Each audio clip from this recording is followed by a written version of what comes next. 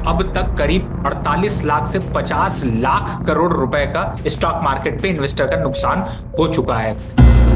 मैं तो घर जाना चाहता हूँ, ठीक है, लेकिन मैं फिर भी ये कह रहा हूँ कि देखो, मर्दों का सोचो, प्लीज सोचो, प्लीज सोचो मर्दों का। नमस्ते, अपन है कुलदीप और आप देखना शुरू कर चुके हैं दी लल्लन टॉप शो। आज हम बात करेंगे शेयर मार्केट के बारे में। ऐसी गिरावट हुई कि 29 साल का रिकॉर्ड टूट गया और लाखों करोड़ स्वाहा हो गए। आज समझेंगे कि शेयर मार्केट कैसे फंक्शन करता है, शेयरों के दाम कैसे ऊपर नीचे होते हैं, और फिर आगरा चलेंगे जहां मानव शर्मा नाम के एक व्यक्ति ने अपनी जान दे दी और जान देने के पहले एक वीडियो बनाया, उकसाने का आरोप लगाया अपनी पत्नी पर, और लोगों को ख्याल आया, लोगों को याद आया इंजीनियर अतुल सुभाष का केस। क्या हुआ है इस केस में, इस पर भी बात करेंगे, विशेषज्ञों की राय भी लेंगे, साथ में होंगी दिन की जरूरी सुर्खियां। और सबसे पहले ये देखिए तस्वीरें। ये तस्वीरें आई हैं उत्तराखंड के चमोली जिले में लगने वाली माणा तहसील से। अगर आप नक्शे में देखेंगे तो बद्रीनाथ से कुछ ऊंचाई पर इस इलाके को खोज पाएंगे। 28 फरवरी के दिन यहाँ भारी बर्फबारी हो रही थी और बॉर्डर रोड ऑर्गेनाइजेशन BRO के साथ कॉन्ट्रैक्ट पर काम कर रही एक कंपनी के मजदूर सड़क से बर्फ हटा रहे थे ताकि वाहन वहां से गुजर सकें। इस बीच पहाड़ों पर जमे ग्लेशियर एक झटके से टूट करके नीचे आए, हिमस्खलन जैसी स्थिति हो गई। 57 मजदूर इसकी चपेट में आकर के दब गए। इनमें से 16 को बचा लिया गया है अभी तक, 41 को बचाने का कार्य अभी जारी है। हादसे के बाद मौके पर प्रशासन और BRO की एक्स्ट्रा टीमें रवाना हो गई हैं। मामले पर सूबे के मुख्यमंत्री पुष्कर सिंह धामी की प्रतिक्रिया भी आई है। उन्होंने कहा कि राहत और बचाव कार्य जारी है और वो लगातार केंद्रीय गृह मंत्रालय के संपर्क में है। जिसमें से 16 को सुरक्षित निकाल लिया गया है।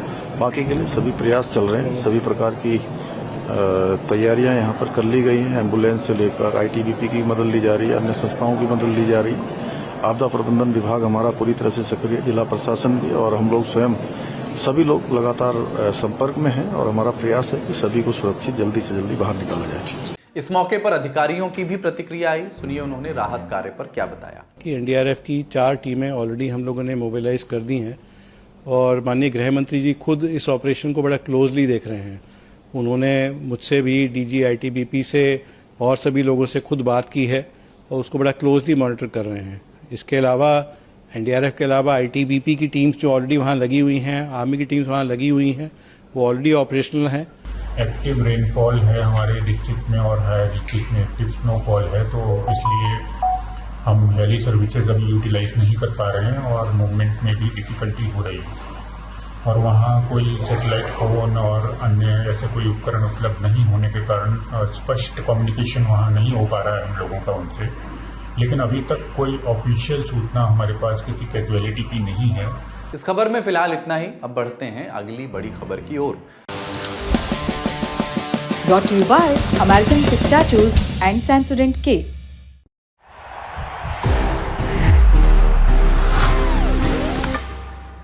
That's the power of pistachio.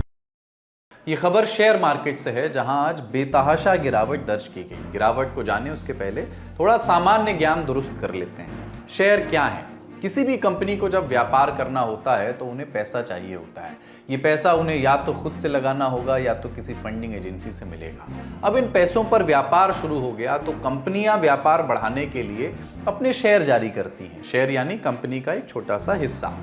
Share जाते हैं शेयर मार्केट में जहां हम लोग इन शेयर्स को खरीद सकते हैं। ये शेयर खरीदने वाले हो गए निवेशक। एक शेयर खरीदने का मतलब कंपनी का एक छोटा सा हिस्सा खरीदना।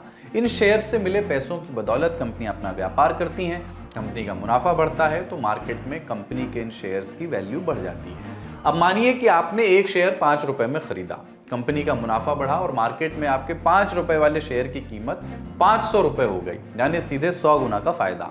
जब आप अपना शेयर बेचेंगे तो आपको शुद्ध 495 रुपए का लाभ होगा। ठीक ऐसे ही जब कंपनी का मुनाफा किसी वजह से कम होता है तो शेयर की कीमत गिर जाती है। ऐसे में शेयर में पैसा लगाने वाले को नुकसान होता है। अब आपको कैसे पता लगेगा कि शेयर कैसे गिरे और कैसे चढ़े? किस आधार पर निवेशक फैसला लेंगे कि कितने मुनाफे या नुकसान पर शेयर को बेचना है?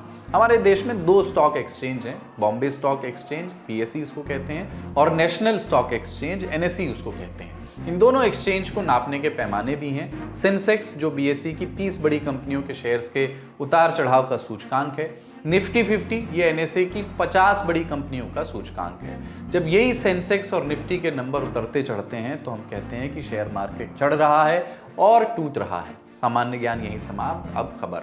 28 फरवरी 2025 इस दिन शेयर मार्केट खुला और निवेशकों ने ट्रेडिंग शुरू की। निफ्टी 50 इंडेक्स 22,433 पर खुला और कुछ ही देर में गिर करके 22,220 पॉइंट्स पर पहुंच गया। शाम 4 बजे मार्केट बंद हुआ तो निफ्टी 50 22,124 पर आ गया था। टोटल 420 अंकों की गिरावट। वहीं सेंसेक्स 74,201 पर खुला, खुलते ही गिर करके 73,542 पर आ गया। मार्केट बंद होने पर सेंसेक्स 73,198 तक आ गया था। टोटल 1,414 अंकों की गिरावट। खबरें बताती हैं कि सिर्फ आज की गिरावट के बाद मार्केट से निवेशकों के 9 लाख करोड़ रुपए से ज्यादा की राशि साफ हो गई। इस गिरावट से कुछ बड़ी कंपनियों की हालत भी खराब रही, जिसके बारे में बता रहे हैं हमारे साथी प्रदीप यादव। आज जो बाजार में गिरावट आई उसका असर सबसे ज़्यादा जो पड़ा है वो आईटी शेयरों पे पड़ा है। आईटी कंपनियों के शेयरों में भारी बिकवाली का दबाव देखने को मिला है। निफ्टी आईटी इंडेक्स में करीब 4% की गिरावट आई है, जो लगातार 7वें सत्र में गिरा है। अब जो अमेरिका में डोनाल्ड ट्रंप ने जो टैरिफ लगाने की धमकी दी है उसका असर आईटी कंपनियों पे साफ देखा जा रहा है। इस वजह से इनके शेयर गिरे। इसके अलावा एनवीडिया के चौथी तिमाही के जो रिजल्ट आए हैं वो काफ़ी उन्होंने चिंता पैदा कर दी है। इस वजह से भारत की जो आईटी कंपनियां हैं उनमें गिरावट देखने को मिली है, क्योंकि इन कंपनियों का बिजनेस यूएस में भी काफ़ी होता है। इसलिए ओवरऑल सारी आईटी सेक्टर में गिरावट का ये जो आज का दौर देखने को मिला है। आज जो गिरने वाले शेयर हैं उसमें टेक महिंद्रा करीब 5% गिरा है। विप्रो, कोफोर्ज, एम्फेसिस में 4% से अधिक की गिरावट आई है। इन्फोसिस, एचसीएल टेक और टीसीएस में करीब 3% की गिरावट आई है। इसके अलावा तेल और gas stock, Oil India, ONGC, GAIL और बीपीसीएल इनके शेयर भी काफ़ी गिरे हैं। इन कंपनियों के शेयर में 6% तक की गिरावट देखने को मिली है। हाँ, ये तो लेकिन आज की गिरावट हो गई, लेकिन पिछले 5 महीने की जो हम बाज़ार की बात कर रहे हैं गिरावट का जो सबसे लंबी गिरावट देखने को मिली है, अगर इसकी बात करें तो सबसे ज़्यादा नुकसान वाले जो शेयर हैं पिछले 5 महीनों में सबसे ज़्यादा नुकसान वाले शेयरों में जो सबसे बड़ा शेयर रहा है वो टाटा मोटर्स रहा है। टाटा मोटर्स के शेयरों में काफ़ी 35% तक की गिरावट इस बीच में आई है। और दूसरा जो गिरावट वाला शेयर है वो एशियन पेंट्स है। इसमें ये शेयर जो है पिछले 5 महीनों में 32% गिर गया है। तीसरा जो शेयर है power grid corporation of India का, वो 30% इस बीच में गिरा है। तो ये कुछ शेयर थे जिनमें बड़ी गिरावट देखी गई। आज की गिरावट और पिछले 5 महीनों में गिरावट, ये मुख्य शेयर यही थे। ये गिरावट कितनी बड़ी है इसे ऐसे समझिए कि साल 1996 में निफ्टी की नींव पड़ी थी, तब से लेकर के अब तक 29 साल हो गए। इतनी बड़ी गिरावट पहली बार देखी गई है। 27 सितंबर 2024 को निफ्टी 26,277 अंकों पर था और आज बंद हुआ 22,000 के अल्ले पल्ले। थोड़ा सा गणित बैठाएंगे तो समझ आएगा कि बीते 5 महीने में निफ्टी और सेंसेक्स लगभग 15 से 16% गिर चुके हैं। इस गिरावट के आकार को समझते हैं जानकारों से। इस समय अगर सिर्फ आंकड़ों को यहाँ पर समझा जाए तो आपको आज समझ में आएगा कि सिर्फ आज के दिन ही मार्केट में जो गिरावट आई है इसमें 9 लाख करोड़ रुपए साफ हो गए हैं इन्वेस्टर के। दूसरी तरफ अगर पिछले 40 दिनों का रिकॉर्ड देखा जाए तो अब तक करीब 48 लाख से 50 लाख करोड़ रुपए का स्टॉक मार्केट पे इन्वेस्टर का नुकसान हो चुका है। अब इस समय गिरावट काफी जो है वो बड़े स्तर पर देखने को मिल रही है। मार्केट सेंटीमेंट पर सपोर्ट नहीं ले रहा है। विदेशी निवेशक कंटिन्यू भारत से बाहर निकल रहे हैं। पहले थोड़ी बिकवाली कम होती थी, लेकिन अब धीरे धीरे उनकी बिकवाली भी यहां पर जो है वो एक युद्ध स्तर पर दिखाई दे रही है। और जिस तरीके से फंडामेंटल फैक्टर यहां पर डेवलप हो रहे हैं, अर्निंग सीजन्स बहुत ही वीक रही, और खास तौर से ट्रम्प टैरिफ की बात भी की जाए या फिर जियोपॉलिटिकल टेंशन की बात की जाए, क्रूड ऑयल प्राइसेस की बात की जाए, गोल्ड के प्राइसेस यहां पर आए, तो इकोनॉमिक संकट पूरी तरह से देखने को मिल रहा है और उसी का सीधा सीधा इंपैक्ट यहां पर भारतीय बाजारों में देखने को मिल रहा है। लेकिन इस समय भारतीय बाजार रुकते हुए से नहीं नजर आएंगे और ये गिरावट और बड़ी हो सकती है। अब आप अखबारों का बिजनेस वाला पन्ना पलटेंगे तो आपको 2 प्रमुख कारण समझ में आएंगे। अमेरिका में डोनाल्ड ट्रंप का आना, जनवरी 2025 में उन्होंने सरकार बनाई, फिर कहने लगे कि वो दुनिया भर में टैक्स लगाएंगे। जो देश हम पर जितना टैक्स लगाएंगे हम भी पलटकर उतना ही टैक्स लगाएंगे। इसको कहा गया रेसिप्रोकल टैक्स। इसमें उन्होंने कनाडा, मैक्सिको, चीन और भारत का नाम लिया। इससे दुनिया भर में व्यापार युद्ध जैसी स्थिति बनी। कंपनियों में पैनिक आया, मुनाफा घटा और शेयर मार्केट की फर्श की ओर की यात्रा शुरू हुई। विदेशी संस्थागत निवेशकों का हाथ खींचना भी दूसरी वजह है। भारत के बाहर मौजूद बैंक्स और इन्वेस्टमेंट कंपनियां यहां के शेयर मार्केट में पैसा लगाती हैं और मुनाफा कमाने की कोशिश करती हैं। फाइनेंस मामलों का अखबार है द मिंट, उसकी खबर बताती है कि बीते 5-6 महीनों से इन विदेशी निवेशकों ने भारतीय बाजार में पैसा लगाना कम कर दिया है और वो अपना पिछला निवेश भी, पिछला इन्वेस्टमेंट भी वापस खींच करके ले जा रहे हैं। प्रॉफिट मार्ट सिक्योरिटीज में रिसर्च हेड हैं अविनाश गोरक्षकर। उन्होंने अखबार मिंट से कहा कि ये लोग भारतीय बाजार से अपना पैसा निकालकर अमेरिकी बाजार में निवेश कर रहे हैं। ये लोग यानी विदेशी निवेशक, FIIs। जब तक ट्रंप की टैरिफ घोषणाओं के इर्द गिर्द तस्वीर साफ नहीं हो जाती, तब तक ये निवेशक भारतीय बाजार में नहीं लौटने वाले। इसके अलावा वो चीन भी जा रहे हैं, जहां हाल फिलहाल में सरकार ने खुद मार्केट में पैसा लगा दिया, जिससे मार्केट की स्थिति वहां मजबूत हुई और निवेशकों को लगा कि उनको निवेश के बदले बढ़िया रिटर्न मिलेगा, इसलिए भी वो वहां गए। आपने हमसे सुनी और अब एक्सपर्ट की सुनिए। कि अगर शॉर्ट टर्म में इस समय देखते हैं तो बाजार अभी पूरी तरह से गिरावट के ट्रेंड पर है, और अगर कोई भी उछाल या कोई पुल बैक या कोई बाउंस बैक जिसे कहते हैं, या फिर थोड़ी सी रिकवरी भी अगर देखने को मिलती है तो वो भरोसेमंद नहीं होगी। जहां तक निफ्टी, जिसको एक इंडेक्स को यहां पर लोग फॉलो करते हैं, अगर उसको देखा जाए तो उसके लेवल्स 21,500 तक अभी आते हुए नजर आ सकते हैं। सेंसेक्स की बात की जाए तो जो सेंसेक्स में आज 1400 पॉइंट की गिरावट है, ये एक और झटका लगभग 1000 पॉइंट से ज्यादा की बड़ी गिरावट आने वाले हफ्तों में देखने को मिल सकती। हालांकि अच्छी बात यह कि आज वीक का लास्ट ट्रेडिंग डे था, इस वजह से थोड़ी सी गिरावट रुकती हुई नजर आई, लेकिन अगले हफ्ते भी यही दौर आपको देखने को मिल सकता है। जानकारों को उम्मीद है कि मार्च में या संभवतः अप्रैल में मार्केट में कुछ राहत देखी जा सकती है। उम्मीद आपसे भी है कि अपने पैसों का सोच समझकर निवेश करें और अपने विवेक से फैसला लें। इस खबर में फिलहाल इतना ही। अब अगली खबर। बस पैक नहीं आया। SLS पैराफिन और दूध का करंट भी कौन? तो लाइफ का करंट ऑन? कुछ भी। तो ट्राई करके देख ले। सेंसोडेंट के टूथपेस्ट फॉर सेंसिटिव टीथ।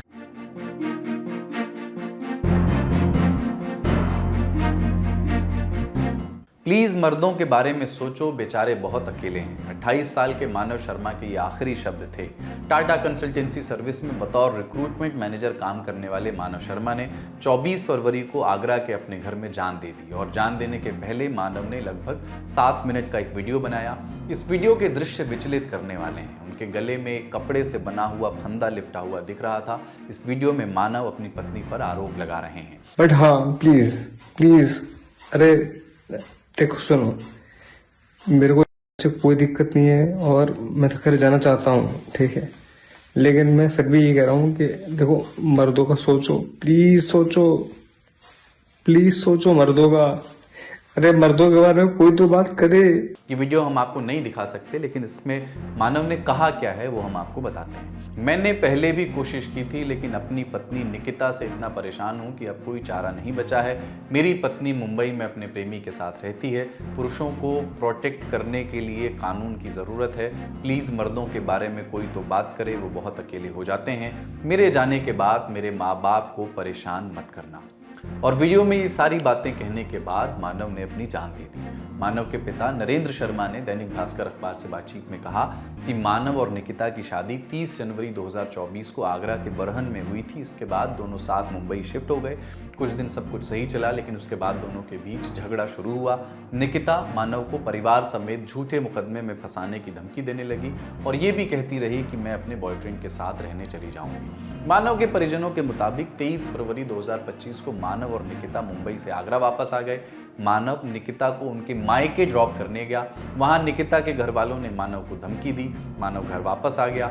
अगले दिन यानी 24 फरवरी की सुबह 5 बजे मानव अपने कमरे में, उसने अपने कमरे का दरवाज़ा बंद किया, वीडियो बनाया और फिर अपनी जान दे दी। मानव का आखिरी वीडियो सोशल मीडिया पर वायरल हो गया। कुछ ही देर बाद एक और वीडियो सामने आया। ये वीडियो उनकी पत्नी निकिता शर्मा ने बनाया था। उन्होंने कहा कि मानव ने जो भी आरोप लगाए हैं वो शादी से पहले की बात है। मानव शराब पी करके मारपीट करते थे। उन्होंने एक बार पहले भी जान देने की कोशिश की थी और दोनों लंबे वक्त से अलग रह रहे थे। वो मुझे मेरे घर पे छोड़ के गए थे और मैंने वीडियो देखा है उनका। उन्होंने आरोप लगाया कि मैं अपनी वाइफ की वजह से ये सब कर रहा हूँ, लेकिन मेरा वो पास्ट था, जो भी सारी चीजें थी वो शादी से पहले की थी। शादी के बाद की कोई भी बात नहीं थी। और ये वाली बात सुन के, वो ड्रंक भी बहुत करते थे, ये वाली बात सुन के उन्होंने हल्ला मचाना स्टार्ट किया, अपने आप को हार्म किया। 2 बार 3 बार फांसी लगाने का ट्राई किया। मैंने 3 बार बचाया उनको, फांसी का फंदा काटा है उनका। बचा के मैं उनको आगरा लेके आई हूँ और वो मेरे को खुशी खुशी घर पे छोड़ के गए हैं और उसी रात में उन्होंने वो सब कर लिया है। मुझे भी मारते थे, मुझे भी गुस्से में ड्रंक करके धक्का मुक्की, हाथ काटना, सारी हरकतें करते थे उस टाइम पे वो ड्रंक करने पे। तो ये सारी बातें गलत है कि लड़की की नहीं सुनी जाती है, एक बार आप मेरी भी तो सुनो। अपने दावों के सपोर्ट में निकिता ने कुछ व्हाट्सएप चैट्स भी सामने रखी। इन चैट्स को देखें तो निकिता मानव की बहन आकांक्षा से बात कर रही थी। ये चैट्स 24 फरवरी को वारदात के आसपास के वक्त की ही हैं। निकिता आकांक्षा से कह रही थी कि मानव ने बहुत ज़्यादा शराब पी ली है और गले में फंदा डालकर वीडियो कॉल पर बात कर रहे हैं। निकिता आकांक्षा से बार बार मानव को बचाने की गुहार लगा रही थी।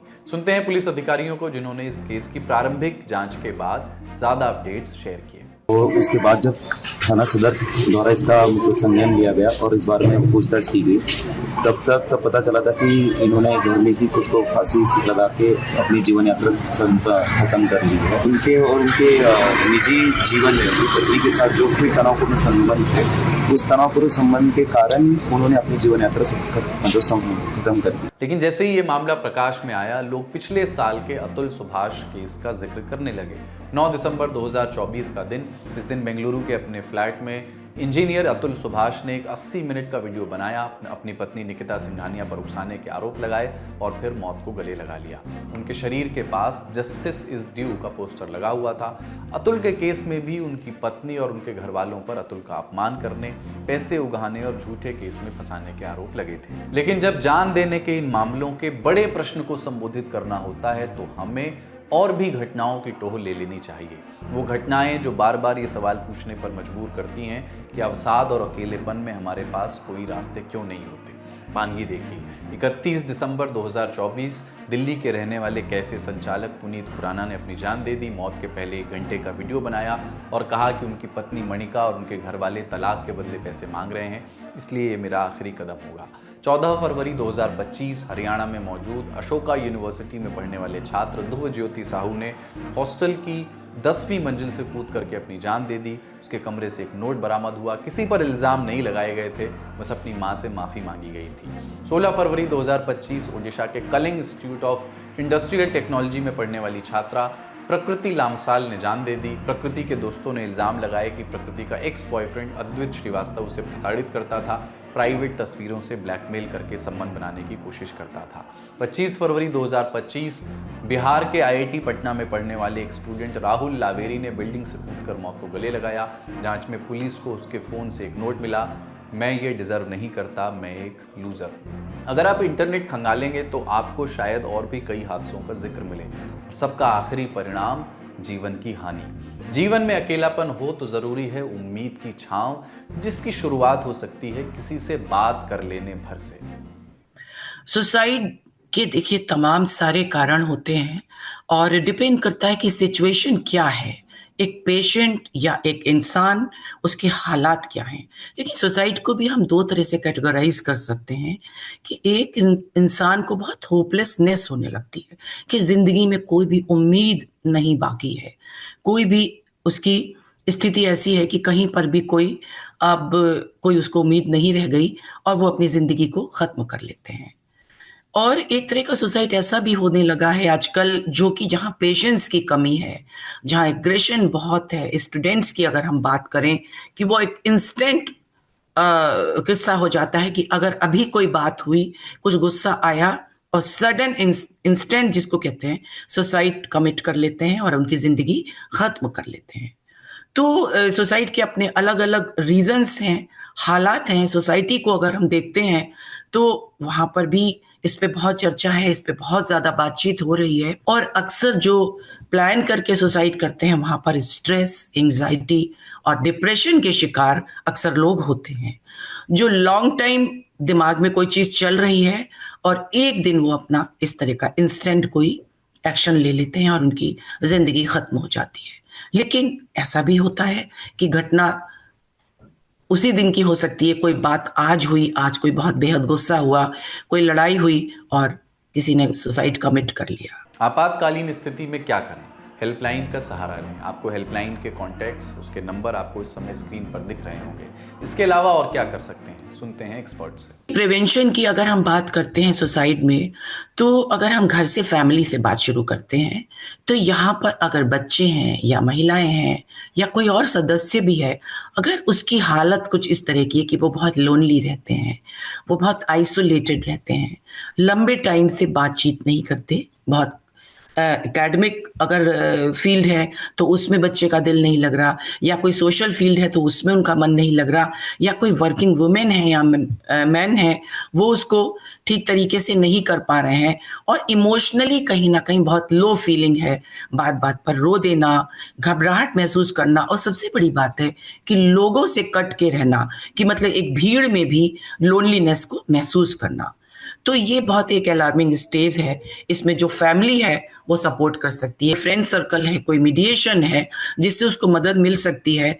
तो अगर बीच में उनकी कोई इंटरफेरेंस है तो हो सकता है जो अटेम्प्ट करने, जो मन में इस तरह के ख्याल आ रहे हैं वो भी खत्म हो जाए या फिर वो एक्सटेंड हो जाए। उम्मीद है कि हम सीखें, साझा करें, ताकि एक और अतुल, एक और मानव, एक और पुनीत, प्रकृति, ध्रुव या राहुल को हमारे बीच से ना जाना पड़े। इस खबर में फिलहाल इतना ही। अब सुर्खियां। पहली सुर्खी देश के आर्थिक विकास से जुड़ी है। नेशनल स्टैटिस्टिकल ऑफिस यानी एनएसओ ने आज देश के सकल घरेलू उत्पाद यानी जीडीपी के आंकड़े जारी किए हैं। इनके मुताबिक अक्टूबर से दिसंबर 2024 की तिमाही के दरमियान देश की जीडीपी की वृद्धि दर 6.2% रही। ये ग्रोथ रेट इससे पहले की तिमाही यानी जुलाई से सितंबर के बीच की 5.6 से तो अधिक है, लेकिन ठीक एक साल पहले के आंकड़े से कम है। साल 2023 के अक्टूबर से दिसंबर के बीच जीडीपी ग्रोथ 9.5% थी। ये भी जान लीजिए कि जीडीपी होता क्या है। जीडीपी को हिंदी में सकल घरेलू उत्पाद, अंग्रेजी में ग्रॉस डोमेस्टिक प्रोडक्ट कहते हैं। आसान भाषा में कहें तो देश में हो रहे हर तरह के उत्पादन का कुल मूल्य। ये उत्पादन कहाँ होता है? कारखानों में होता है, खेतों में होता है, छोटी बड़ी तमाम इकाइयों में होता है। कुछ साल पहले इसमें शिक्षा, स्वास्थ्य, बैंकिंग और कंप्यूटर जैसी अलग अलग सेवाओं यानी सर्विस सेक्टर को भी जोड़ दिया गया। यानी एक तय समय सीमा में उत्पादन और सेवा क्षेत्र के कुल मूल्य को कहते हैं जीडीपी। अब आपको पता ही है कि वित्त वर्ष 1 अप्रैल से 31 मार्च तक कैलकुलेट किए जाते हैं। 12 महीने होते हैं इसमें।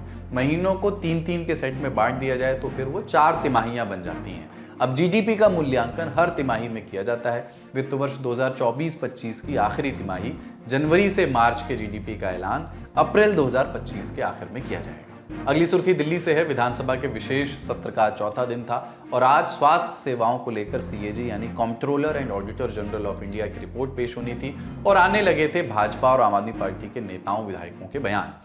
वो 700 करोड़ तो कोविड में उन्होंने घोटाले किए हैं। कई 100 करोड़ का उन्होंने दवाई में जो घोटाला किया है, ग्लव्स में घोटाला किया है, कॉटन में घोटाला किया है, उस सब की इंक्वायरी होगी, सबका जांच होगा। कैग की रिपोर्ट के बाद किसी को बख्शा नहीं जाएगा, उसके ऊपर उचित कार्रवाई होगी। भाजपा की आदत है कि हर चीज का एक नैरेटिव बिल्ड कर देती है कि सीएजी रिपोर्ट को भी सेशन में पेश होना ही था, क्योंकि लास्ट जो हमारे मुख्यमंत्री थी आतिशी जी, वो सारी फॉर्मेलिटीज पूरे करके गए थे और उन्होंने स्पीकर को एक सील्ड एनवेलप में सीएजी रिपोर्ट भेज दी थी जो अब पेश हुई। घड़ी में 3:10 मुख्यमंत्री रेखा गुप्ता ने स्वास्थ्य सेवाओं के प्रबंधन से जुड़ी रिपोर्ट सदन के पटल पर रखी। अध्यक्ष महोदय, मैं आपकी अनुमति से राष्ट्रीय राजधानी क्षेत्र दिल्ली सरकार से संबंधित भारत के नियंत्रक एवं महालेखा परीक्षक का सार्वजनिक स्वास्थ्य अवसंरचना और स्वास्थ्य सेवाओं का प्रबंधन पर निष्पादन लेखा परीक्षा प्रतिवेदन वर्ष 2024 का प्रतिवेदन संख्या नंबर 3 की प्रतियां सदन पटल पर प्रस्तुत करती हूं।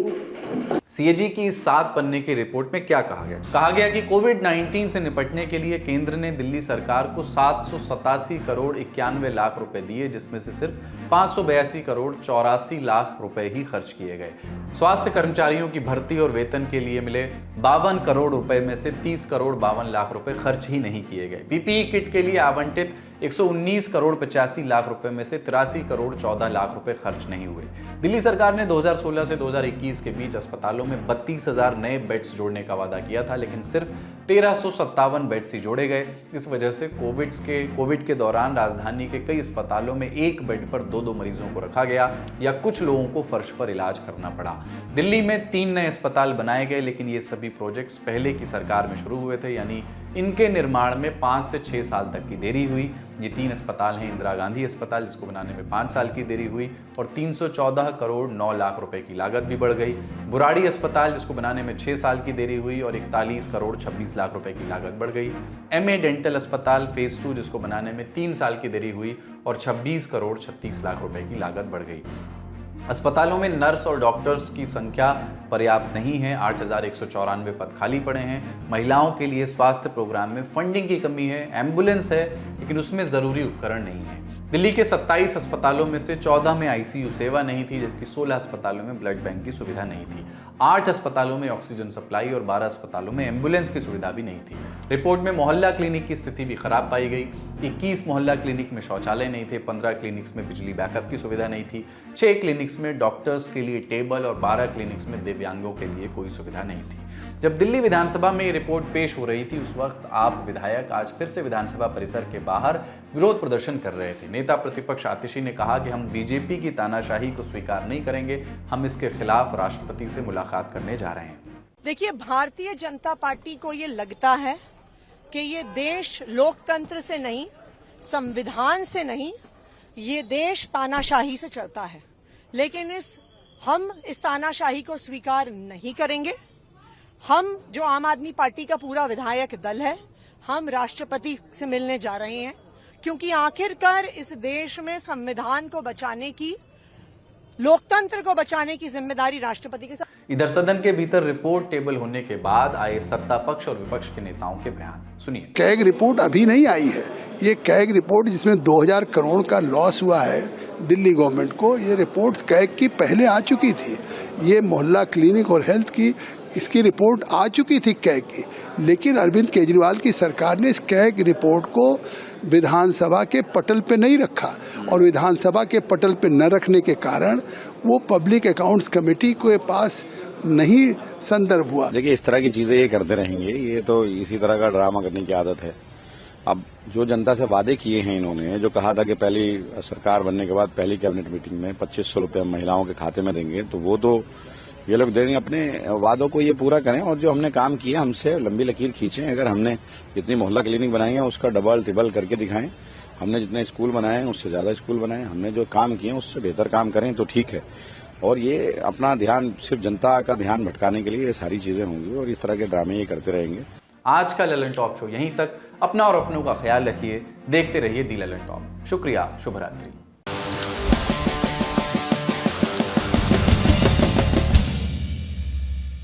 बिक्की जॉन प्यार का भूखा, काऊ के धन दौलत का नौ। अंधेरा मुझे प्रिय है, मुझे अंधेरे की औलादों से क्या नफरत होगा।